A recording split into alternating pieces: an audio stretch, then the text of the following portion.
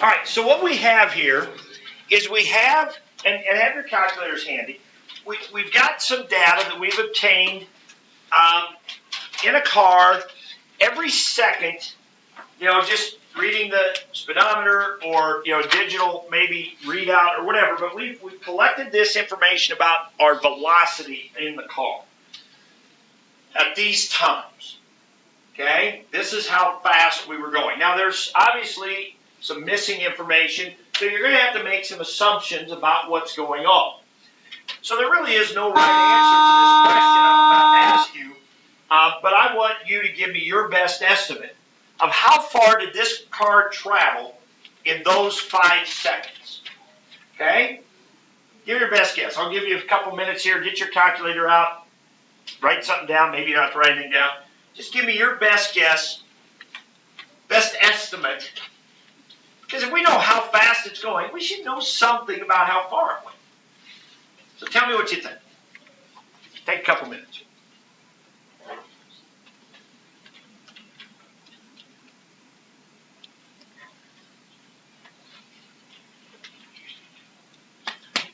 And you can talk about it with each other if you want to.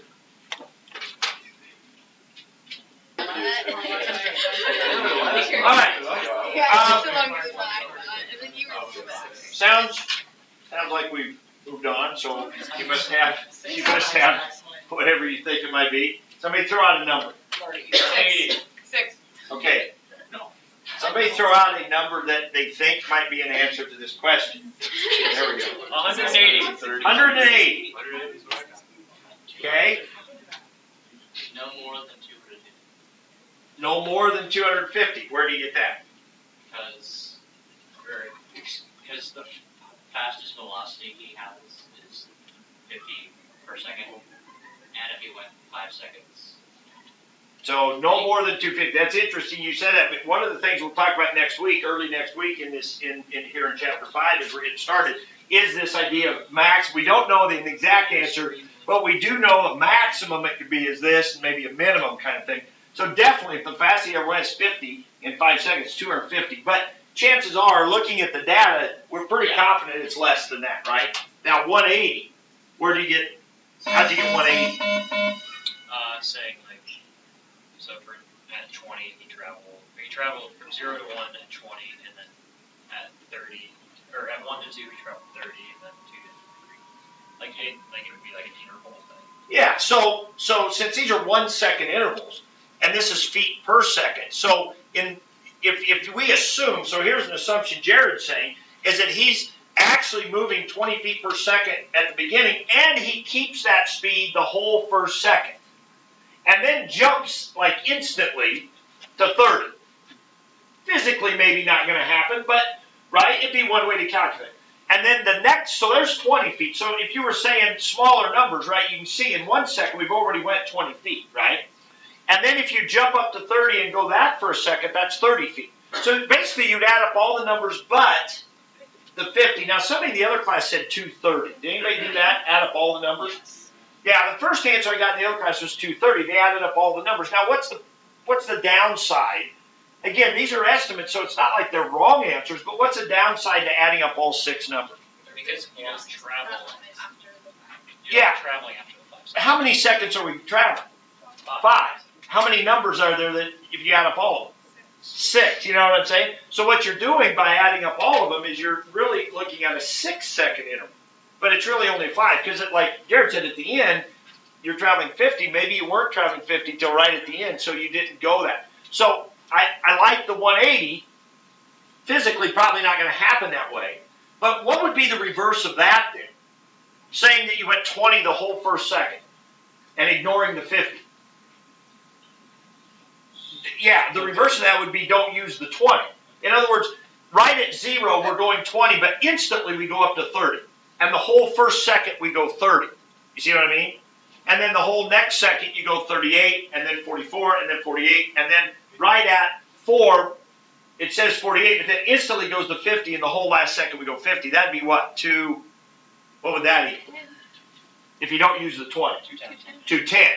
So wouldn't those be reasonable, kind of, Jordan's talking about the max and min, would those be kind of reasonable max and min? Probably somewhere between 180 and 210. Now, again, that would be assuming that we didn't go up and then come back down during that interval, right?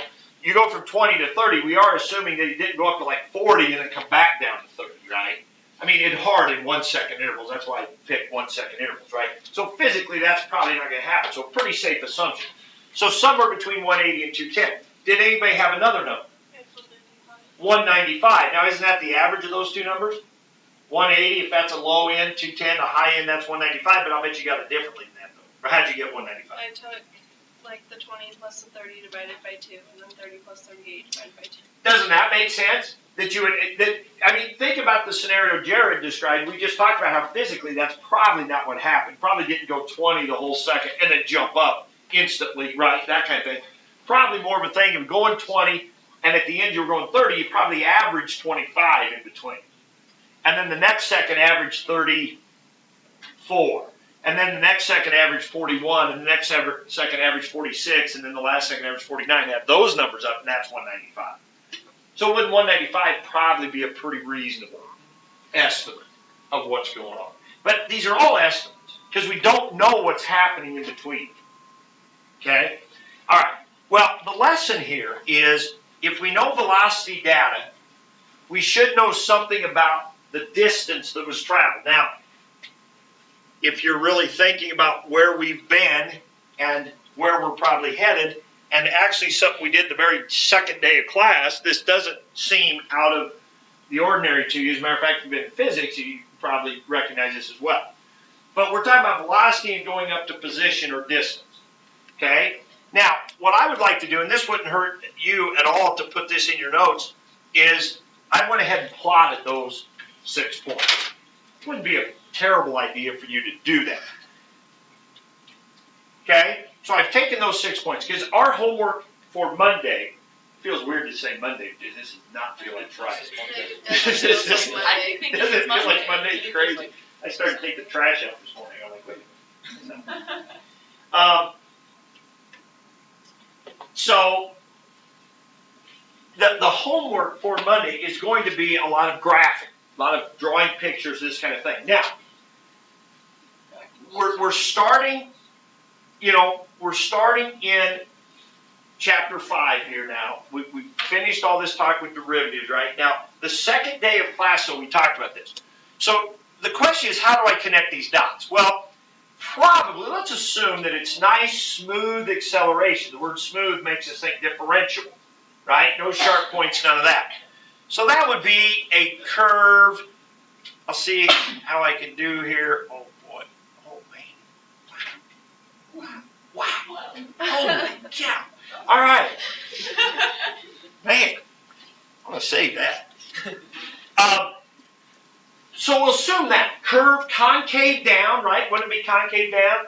I mean, it went up 10, then it went up 8, then it went up 6, then it went up 4, then it went up 2. Wouldn't that be increasing at a decreasing rate? Remember when we first learned about concavity back in chapter 1?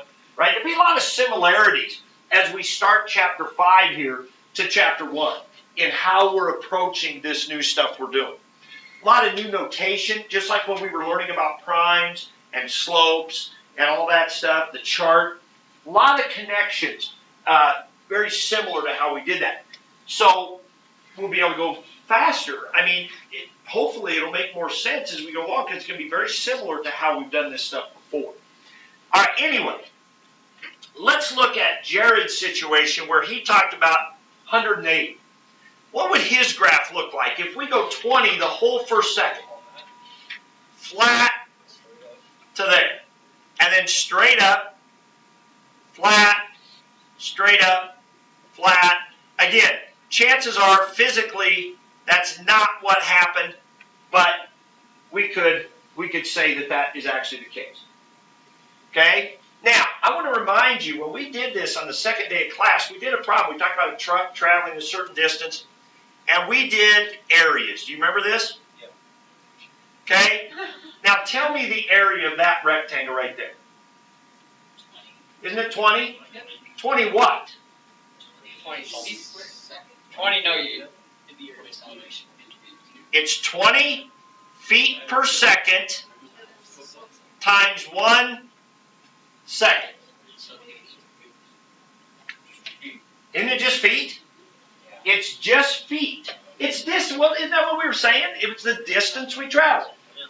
The area, okay, and the next one would be 28 feet.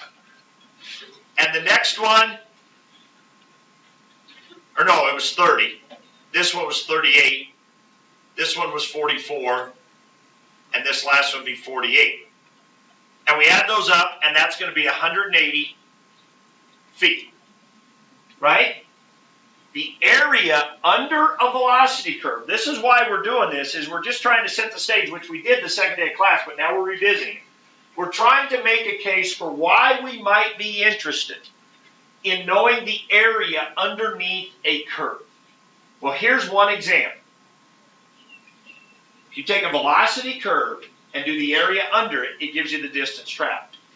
Now, what was the reverse of that scenario, the one that gave us 210? What would that graph look like? You started straight up and across. Straight up and across. Straight up, straight across. Right? And wouldn't that be these blue areas?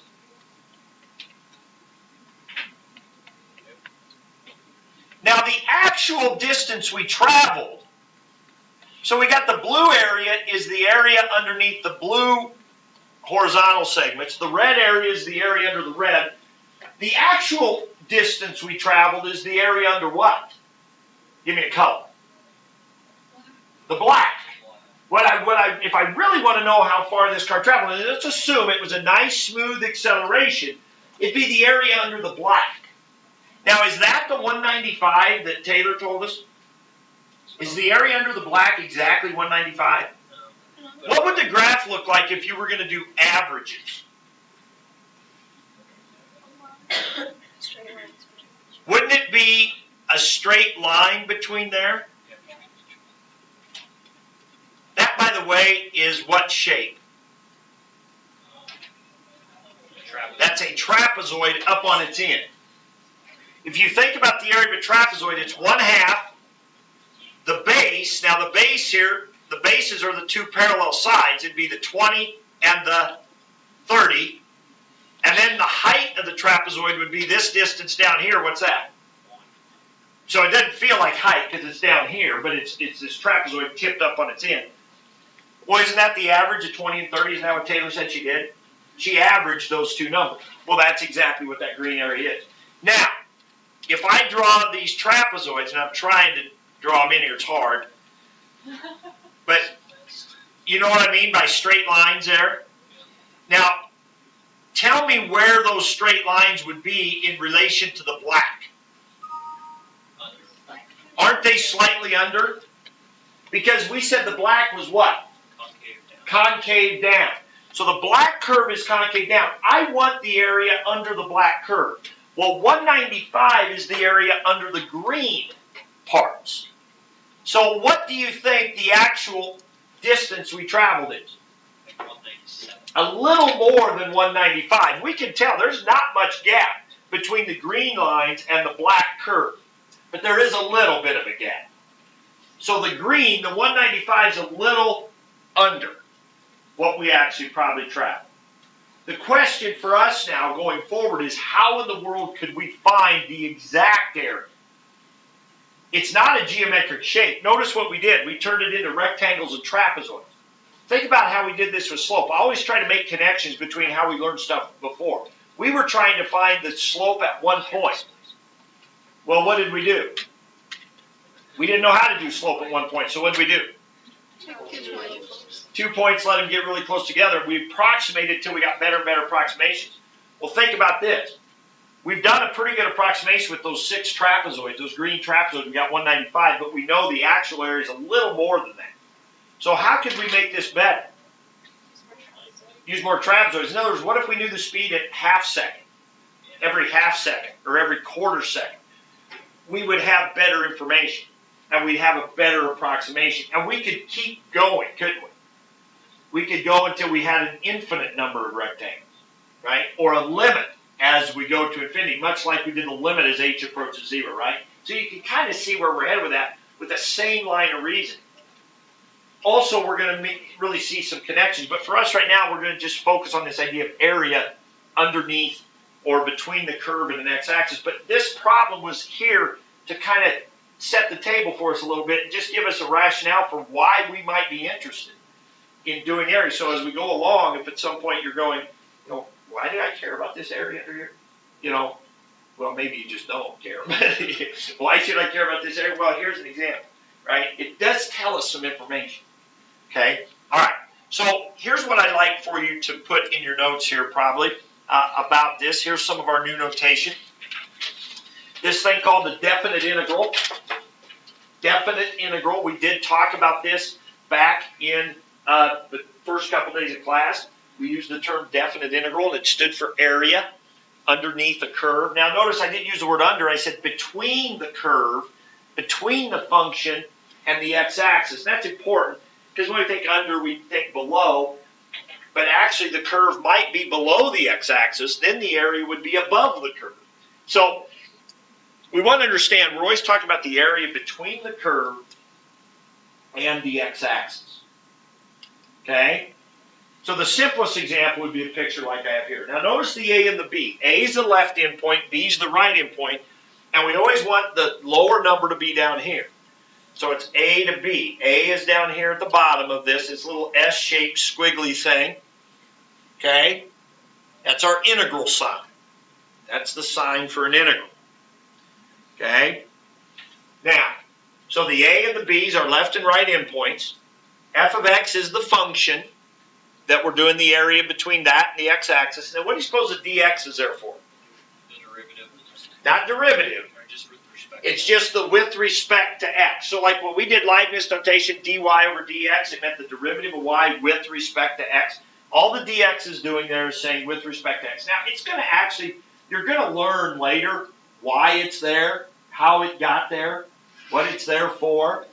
And it actually is kind of useful. But for us right now, it's just kind of this thing hanging out at the end. If you forget to write it, not a big deal. But it just tells you what's with respect to. If it's with respect to t, you'd have a dt out there. Okay? And so forth. Okay? For right now, just write it. Again, if you forget to write it, not a big deal. Okay? All right. Now, let's take a look at that document I sent you. This is not a huge deal, really. I just sent it to you where you can look here, like you can drag this thing and it shows you the area over here. Here's the area from 0 to 3, is this, and 2.14 in the area, and you can drag these points around and see different things. So it's, sometimes it's nice to get your hand on it and be able to experiment and see stuff. And, so that's why I sent it to you, not part of the homework or anything like that. On this one, I'm going to show you this. It's kind of the same thing. I just want to show you this here. Now, notice this function's kind of a crazy one. Kind of a piecewise it would be, right? Now, we're going to start out doing areas. A lot of the areas we do are going to be simple in the sense that they're going to make a geometric shape. Like, if I want to do the area under this curve, or between this curve and the x-axis, there's going to be a lot of triangles and rectangles and half circles, right? Stuff that we know how to do the area. But if we take this problem we did here a minute ago, this problem, that's not a geometric shape. That's not part of a circle, that curve. So we didn't know how to find the area under that black thing. So that's the dilemma. So let's get used to the notation here first. So if I was going to do the area from C to D, and you don't have to write this down, but there'll be some homework like this where you'll have a picture. One of the keys of the homework will be drawing pictures, okay, drawing graphs. So you notice here it says the area from 3 to 7, okay, is 8 plus 2 pi. Well, sure. Look at this rectangle. It's 4 by 2, so that's 8. And then it's half of this circle. What's the radius of this circle? 2. Pi r squared is the area of a circle, so 2 squared is 4 pi, but it's only half, so that's 2 pi. So it's 8 plus 2 pi. So that's the area. That's that pink area right there. So this integral, so if the homework said find the integral from 3 to 7, you would say 8 plus 2 pi. They're just asking you to find that area. Right? That's what that means. Back to this definition, that's what this means. The area between the curve and the x-axis. Okay? All right. Now, let's do another one. Let's do D to E. What shape is that? Trapezoid, like we were just talking about. Right? So we would have 1/2. We would have 1/2. The bases, that base is 2. This base is 1. Times the height. What's the height of the trapezoid? 2. So that'd be 1/2 times 3 times 2. 1/2 times 6 is 3, which is what they said right there. Right? So geometric shapes. What about this area from A to B? What should that be? It's a rectangle. 3 times 2 is 6. Uh-oh. Aha. So that's the next thing you might want to jot down. Area underneath the x-axis is negative area. Now that's weird. In geometry class, you would never talk about negative area. But in an integral, we can have negative area. It's like displacement. Right? Kind of a situation. Just like we talked about position. We can be west of Bismarck, that's negative. We can be east of Bismarck, that's positive. Kind of a thing. Now, I'm going to change my definition. I had you right here a minute ago. I'm going to put the word signed in here. It's the signed area between f of x and the x-axis. The signed area is really the definition of an integral. Okay? So this area is negative. The integral from -5 to -2. All right? Now, notice I've got some things over here. What happens if I do this pink area? Now remember it was 8 plus 2 pi. What happens instead of going the integral from 3 to 7, which we said was 8 plus 2 pi, what happens if I switch that around and put the 7 and the 3 like that?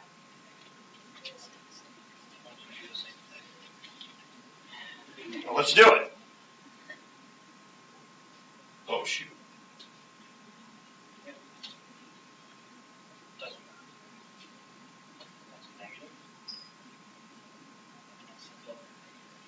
So, if you go from 3 to 7, and you get an answer of 8 plus 2 pi, if you switch those around, now normally we don't want to do that. Normal integrals, the littler numbers down here, bigger number up here, a to b, a to b, a to b. But for whatever reason, in some problems, they'll get mixed around. If they're backwards, then the answer is opposite, as you see here, -8 and negative. So, area that's above the x-axis, which would normally be positive. If you're going backwards, it's negative. So what about this brown area down here if we go backwards and we go from B to A? This will end up being a +6 area. Okay? So, the way that is typically written is this, that the integral from A to B of f is equal to the opposite of the integral from B to A.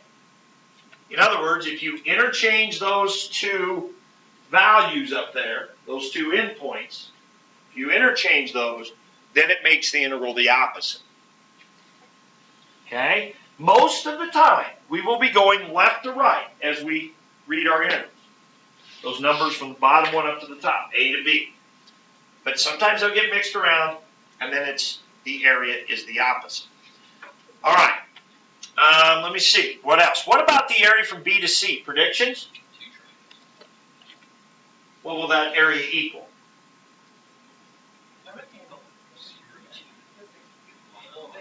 But no, okay, I know it's triangles, but what's the area from B to C? Why is it 0? Because it's the Equal areas, one's negative, one's positive. Yeah, it's like -3 plus 3, or whatever.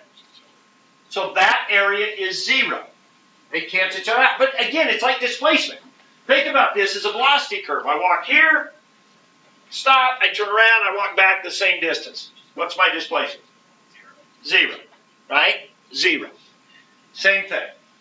That's what we're going to be getting into here. Okay? All right. So that's areas. Let's look at what some problems might look like for your homework. Okay, oh, I was going to go back onto this calculator. So if I slide this back this way, okay, now notice my answer.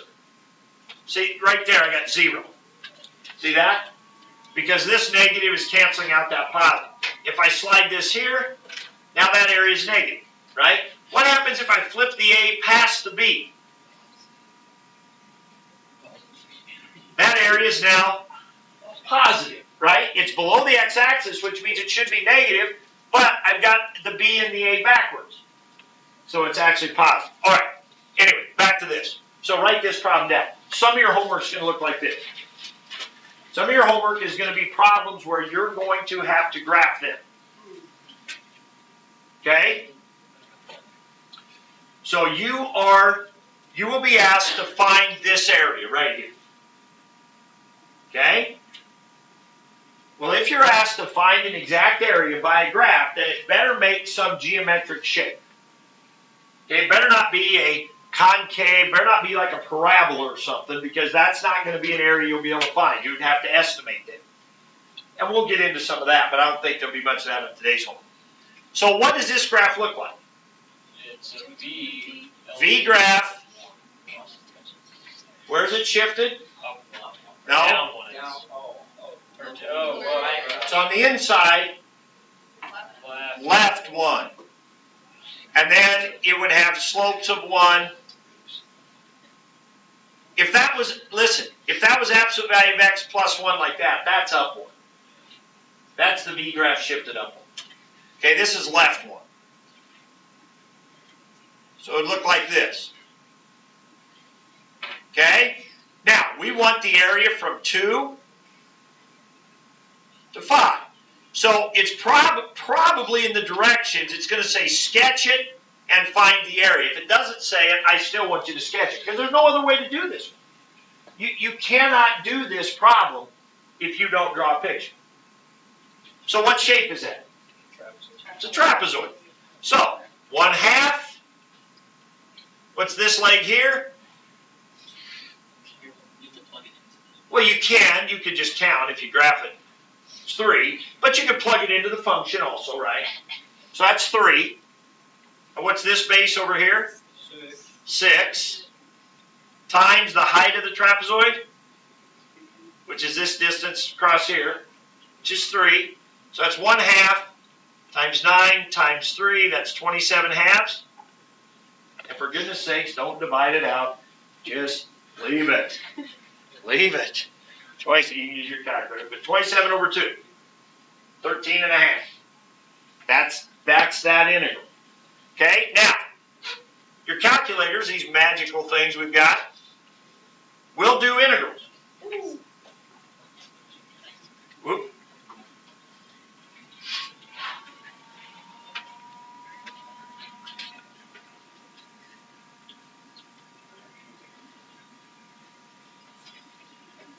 All right, next to the 9, same place you go for your derivatives. Same place you go for your derivatives, you go for your integrals right down here on this bottom row. It's got the little boxes where you fill everything in. Second one, bottom row, second one in. So we want to go from 2, get your tab, to 5. Now, absolute value. There we go. Absolute value, where do I get that? I forgot. Control equals, I think, is one. Oh, no, this vertical bar, that doesn't work. In the same place. Oh, same place. Yeah, it's the same place I had, yeah, right here. Okay, so I grab that. Go x plus 1. Tab, dx, enter, look at that. 27 halves. So when you get to a problem like this on the homework, do not type it into your calculator and write down the answer.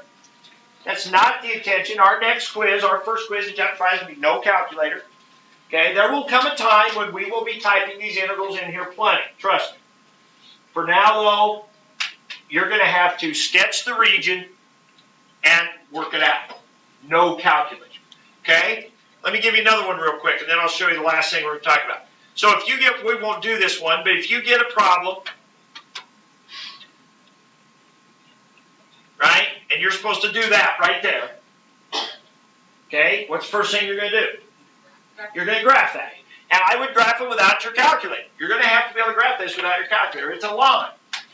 It's got a y-intercept of 3, and it's down 2 over 1, down 2 over 1, and it's going to do that. From -1 to 6, you're supposed to find that area. What shape is that? 2 triangles. You're going to have to find this place where it crosses, aren't you? Which is when 3 minus 2x equals 0, right? You're going to have to be able to do that all without a calculator. You're going to have to be able to draw this line. You're going to have to find where that crosses. You're going to have to do the base and the height thing with your triangles. You're going to have to be able to do those areas. This will be a positive area here. This will be a negative area over here, right? And you'll add those up. So that's some of what you're going to be doing in homework for Monday, is finding these areas. It's going to be an integral. You're going to draw a graph of it, and you're going to find that area. And it should make triangles and half circles and stuff like that. Okay, now there's a couple of formulas we're going to write down. Okay? So here's a couple of formulas we have with integrals. Now they're going to look familiar, hopefully like things we did with derivatives. First one says that if you have the integral of one function plus another function, like say you had x squared plus sine x. Right, let's say you had the integral of x squared plus sine x. That means the area under that function, whatever that graph would look like, x squared plus sine x. We can split that into 2 separate integrals. We can do the integral of x squared plus the integral of sine x. We can do them separately. Same thing with derivative. If we had x squared plus sine x and want to do the derivative, we did the derivative of x squared, we did the derivative of sine. Now, did that work with multiplication? Nope. You had to have the product rule, didn't you? Well, the same thing's going to be true here. We're not going to be able to do it if it's multiplication. You won't be able to split them apart. But if it's plus or minus,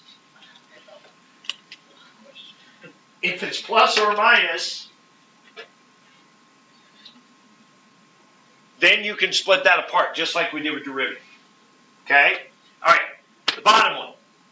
What did we say with the derivative if you had a constant tacked onto the front of a function? It just kind of hangs out while you do the derivative of that thing. Well, same thing's true here. Difference here is we're just going to say, let's just pull it out side of the integral symbol. So if you've got a constant in front of a function, like 3 sine x, you can just pull that 3 out in front and then just do the integral of that function. So 2 rules that are very, very similar to rules that we had with derivatives. Now, we didn't think about them that much when we were doing derivatives. You will think about them more when we do integrals. Okay, they're more useful to us. Well, they were useful to us before, but we didn't really think of them as rules, like just how you did it. Here, it'll feel more like a rule that we'll have to remember. Okay? All right. So here's an example of a problem that you'll have on the homework that's going to use those rules. You're going to be given something like this in the direction. Now, actually, that's not true. That's not the actual area of x squared from 2 to 4. I just made that up. But you'll be given that. You'll be given that in the direction. Okay? Now, this is an area we don't know. Right? If you think about it, if I was going to draw a picture of this, you know, on the other problems we said you would draw a picture. Well, if I started this one by drawing a picture, be a parabola, 2 to 4, it'd be that piece of area. Is that a shape we know? Looks kind of like a trapezoid, but why isn't it? Because that line isn't straight. Because it's curved. That line isn't straight. It's not a line, right, at the top of that trapezoid. So it's not a trapezoid. Close. Trapezoid would come close to tell us that area, but it wouldn't be right. So we don't know. That's the dilemma. That's one of the things we'll be learning as we go forward, is how in the world would we find that area? Okay? Well, they did tell us that that area is 10. So now they want us to find this area. Well, this is just a version of that function. So we can apply the rules from this page. So what's the first thing I can do? put the 3 out. No, I can't put the 3 out in front because the 3 is only times the x squared. Separate them. I can separate them first. So I can make this the integral from 2 to 4 of 3x squared dx plus the integral from 2 to 4 of 4 dx. Right? Now 4 is a function just like 3x squared is a function. Right? It's a constant. Now in this first one, what can I do with that 3? I can take that out in front. That's right. And we would want to do that. And then this one I'm not going to really do anything with, so I'll just copy it down again. Okay, now, what do I know about that integral right there? It tells me right there, it's 10. So I can just substitute a 10 right there. And I still have that 3 hanging out there. What about this one? No. Slope of it is 0. It's not 4. Remember what this means. See, and that's why I like this problem. It makes you think about what this stuff means. This means the area between this function and the x-axis. What does this function look like if you graph it? Yeah, isn't this a horizontal line? Think of it this way. This is like y equals x squared. This is like y equals 3x squared plus 4. This is like y equals x squared. This right here is like y equals 4.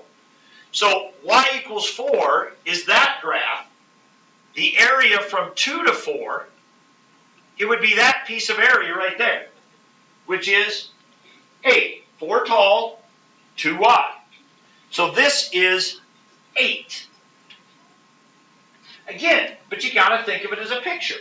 You got to think, okay, this is the integral of 4. What's that mean? Oh, it's the area between 4 and the x-axis. Oh, 4 is this line. From 2 to 4, it's that piece of area. Draw the picture. So the answer? 38. Now, it kind of makes sense if we put this all together. If we were going to treat that as just its own function, what would the graph of 3x squared plus 4 look like? It'd be a parabola shifted up 4, and what would the 3 do? Stretch it, make it skinnier so it'd go up even steeper. So wouldn't that area from 2 to 4, isn't that really what we just found? Is that big piece of area? Wouldn't it be a lot more than that piece of area? It'd be taller, skinnier. We just found that that area is 38. But we did it by splitting it apart into separate pieces and using this thing we knew right here. Okay? All right. So that, you'll have some of those kind of problems too, where they're using these formulas. Okay? Splitting it apart, doing that kind of thing. All right. And that one we won't have to worry about. So, homework. You know, yeah, the days, you know, the downside, I guess, of us getting back into like where we were in chapter 1 is you got homework. I think in grading the packets, I think for some of you when I said, hey, your homework tonight is just work on packets. I think when I said that, I think for some of you the translation was, no homework.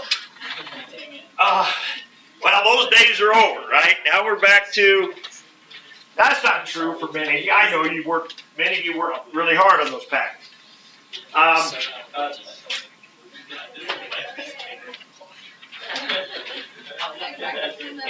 And some of you copied really hard on them. I mean, worked really hard on those packets. So, yes. My homework paper is blank. There you go. All right. That's weird. Okay. All right. So, here's what we're going to do for Monday. Oh. And by the way, you do notice farther down the page, it does say antiderivative gateway exam. Yeah. Wait. Gateway. Where? What? Oh, we All right. also do. That is the problems for Monday.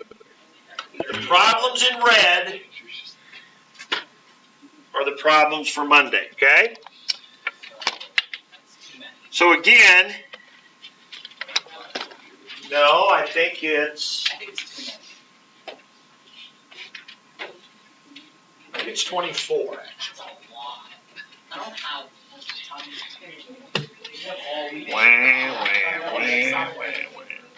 All right. We already had.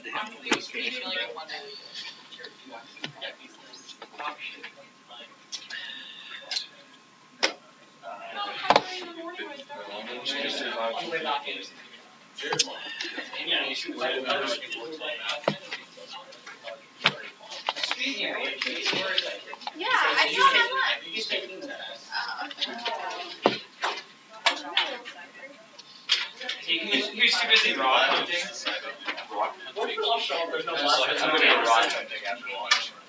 Yeah, definitely. He was rock hunting. I hear he had to make another trip to Mexico. No, he just got back from Mexico. That's what I mean. Yeah. Which makes sense. His dad had to make a run and then he stopped for a rock convention in Arizona. He what? He got the Power rock. But they're not eligible for awards, especially. We know some dude in Basketball. Saying that they can't touch it because they're That's genius. Yeah, It's smart. It was literally just no flag. I asked why I like eating. Would you guys like to go to the eating? And he's like, I can't. I was Yeah. oh, I got curves. Even on But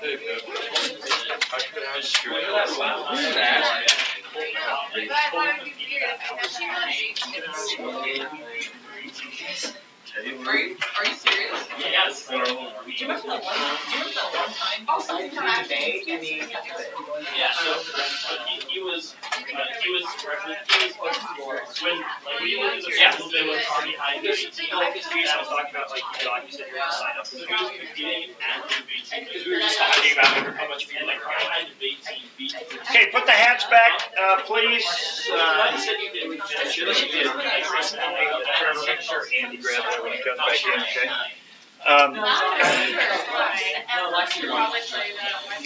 I'm sure he can let you know.